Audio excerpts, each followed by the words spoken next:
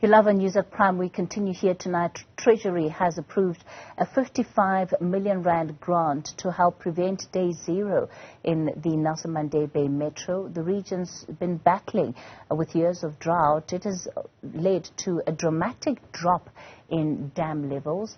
Mayor Retief Odendaal says the grant was needed to boost the Nooigedagt treatment works and groundwater resources schemes. For more on this, we're joined by the Metro's Water Distribution Director, Tsatsire.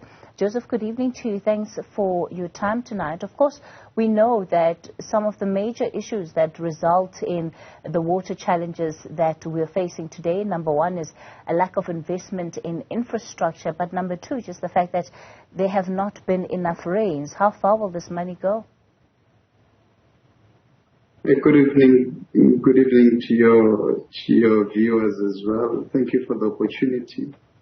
Rightly said, I think as part of intergovernmental cooperation as well as assistance, Treasury has approved, money to invest, in improving our infrastructure redundancy for us to be able to move, bulk water from east to west.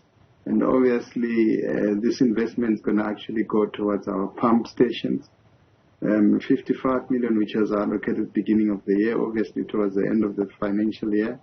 It has been rolled over, obviously, due to some reasons which we couldn't spend.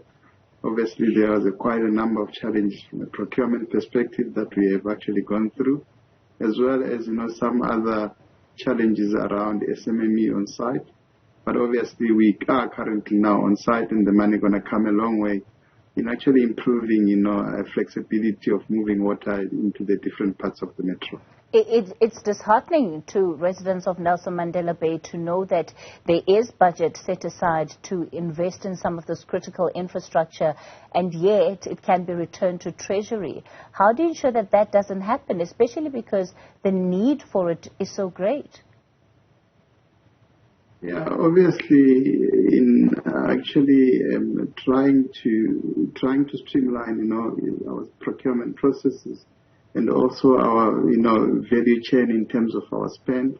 Obviously, there's quite a number of challenges on the ground. As I've mentioned, obviously, there have been, issues with, a project on site where SMMEs were actually blocking off the project. Obviously, we have tried all our best to ensure that, we negotiate and ensure that the project continues. But obviously, time has been lost in the process. And henceforth, we actually successfully, applied for a rollover, which has been granted. Obviously, we presented plausible reasons. That's why, Treasury approved the rollover.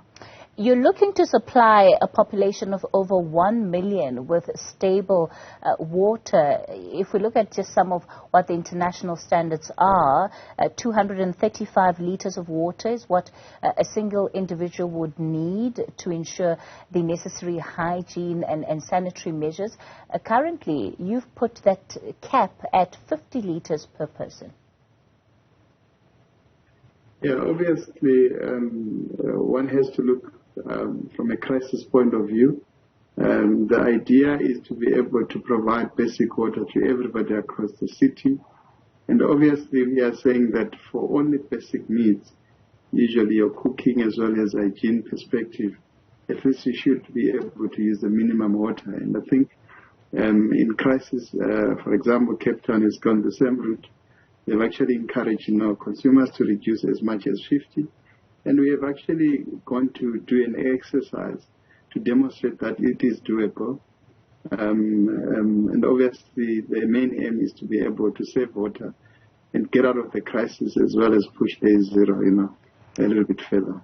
There was a project to try and drill boreholes, particularly in some areas of the community near hospitals and facilities that are used by members of the community. How far is that project?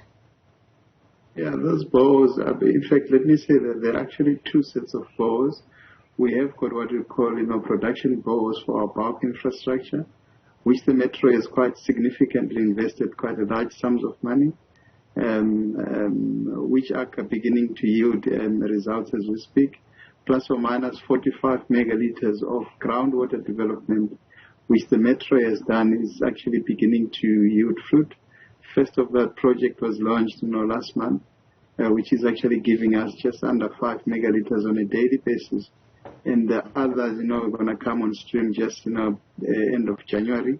And that you're going to actually go a long way in augmenting and providing a water mix that will be able to mitigate drought going forward. But again, from a basic use point of view, there are also sets of bores, which some of the NGOs, Gift of the Givers, they've actually identified, pockets of areas where there is significant water, where they've drilled bores, I think, in hospitals as well as old age homes, as well as schools, just to provide, schools with some kind of continuity in terms of basic consumption. So those bores has been dug, they are fitted and are operational, most of them. And obviously, as and when required, those facilities will activate them. What are you anticipating will be the lifespan of these boreholes, particularly before you have to start worrying about things like saline water intrusion that, of course, could result in the water that's coming out of those boreholes being undrinkable, given particularly the location of the Metro?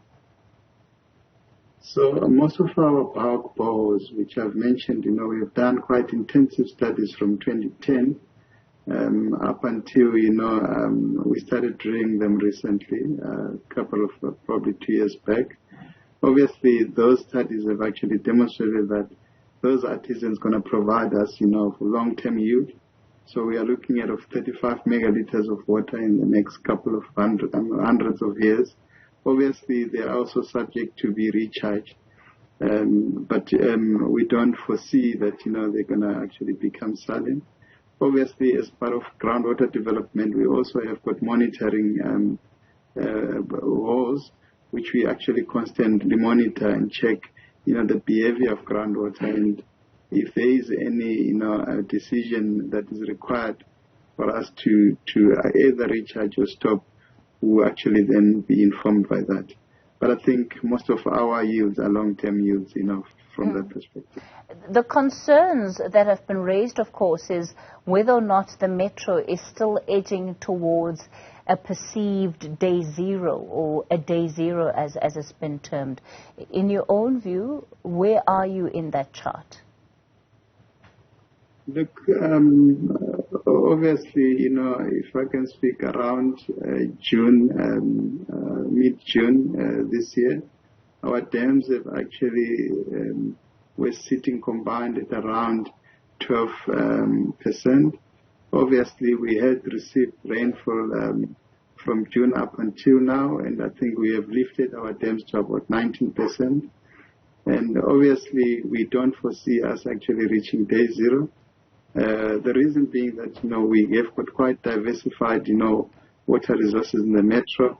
We constantly have 210 megaliters coming from the Kharib system into the Metro, which obviously, if required, with us reducing consumption to 50 megaliters, 50 liters per person per day, that 210 should be adequate to provide basic water for everybody in the city.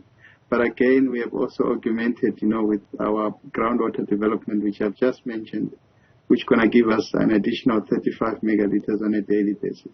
So we won't be able to see day zero.